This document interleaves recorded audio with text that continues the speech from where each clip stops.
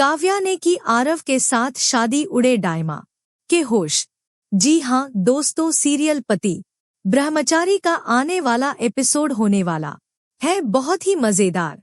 श्रावण का पवित्र महीना था और हवेली में माहौल तनाव से भरा हुआ था। ईशा, जो सूरज की सच्ची पत्नी थी, बार बार दायमा और बिंदिया की साजिशों का शिकार हो रही थी।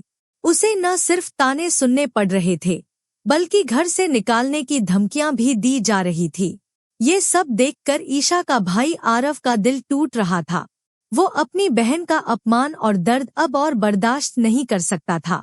एक दिन काव्या, जो दायमा की बेटी थी और गुप्त रूप से आरव से प्यार करती थी, आरव के पास आती है। वो आंसुओं भरी आंखों से कहती है, आरव, अब बस। मैं और नहीं देख सकती कि मेरे घर में ईशा भाभी के साथ ऐसा सलूक हो रहा है। आरव, जिसका गुस्सा और दर्द चरम पर था, काव्या की बात सुनकर भावुक हो जाता है। वो कहता है, काव्या, तुम जानती हो कि मेरी बहन कितना सह रही है। क्या तुम मेरी मदद करोगी ताकि ईशा को उसका हक मिल सके? काव्या पहले तो हैरान रह जाती है, लेकिन फिर उसे समझ आता है कि ये प्यार की नहीं, बल्कि इंसाफ की लड़ाई है। वो आरव से कहती है, हाँ, मैं तुम्हारा साथ दूंगी। और अब कहानी में आता है एक धमाकेदार ट्विस्ट। आरव और काव्या श्रावण के पवित्र महीने में महादेव के मंदिर में चुपके से शादी रचा लेते हैं। आरव काव्या की मांग में सिंदूर भर देता है और उसे अपनी पत्नी के रूप में स्वीकार करता है। शादी के बाद आरव काव्या को लेकर सूरज के घर पहुंचता है। जब पूरा परिवार, दायमा, बिंदिया, सूरज और सूरज के पापा दोनों को शादीशुदा जोड़े के रूप में देखता है, तो हवेली में सन्नाटा छा जाता है।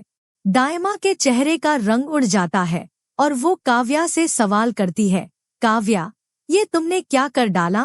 काव्या दृढ़ स्वर में जवाब देती है, माँ, मैंने आरव से शादी कर ली है।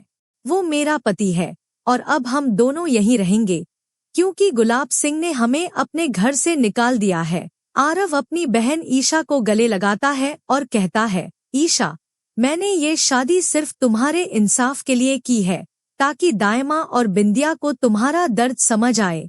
ईशा ये सुनकर शौक रह जाती है और उसकी आंखों में आंसू छलक आते हैं। शादी के बाद आरव काव्या को लेकर सूरज के घर पहुंचता है।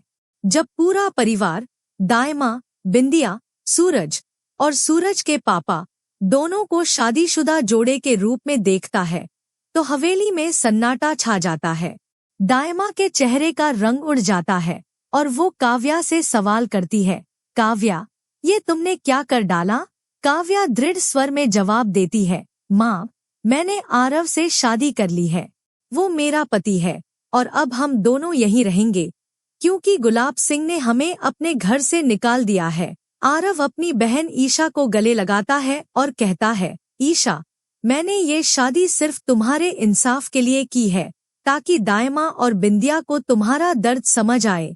ईशा ये सुनकर शौक रह जाती है और उसकी आंखों में आंसू छलक आते हैं। सूरज, जो अब ईशा से प्यार करने लगा था, ये देखकर हैरान रह जाता है। वो आरव के साहस और काव्या की हिम्मत को देखकर कहता है, आरव, तुमने जो किया वो इस परिवार को सच्चाई का आईना दिखाने के लिए काफी है। सूरज के पापा, जो हमेशा ईशा को अपनी बहू मानते थे, कहते हैं, काव्या, तूने और आरव ने सही किया। अब वक्त है कि इस घर में सच्चाई की जीत हो।